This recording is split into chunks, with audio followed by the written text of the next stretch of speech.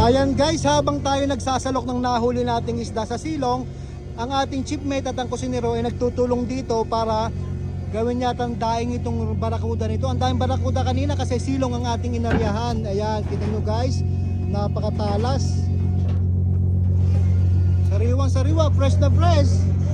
Ayan, si Iron Ledesma. Shoutout kay Loki ha. Ayan, kita nyo naman, sariwang sariwa. Saan ka pa? Uuwi ka pa ba? Sa dami ng mga pagkain sariwa dito guys, na seafoods, isda.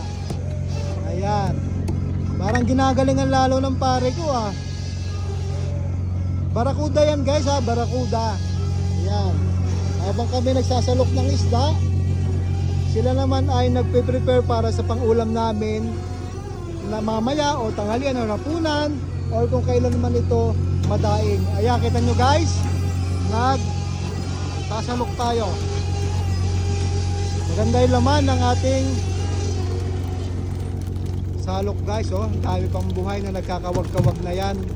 Fresh na fresh talaga. Ito po ay pangkaning ha, pangkaning lamang. Hindi po ito binebenta sa palengke ng ganyang kasariwa. Yan po ay pino-frozen. Sa mga bago lang po sa ating Facebook page at sa YouTube channel, please comment down below. Subscribe na rin po. Maraming salamat po. Magandang umaga. Si Manging Isda.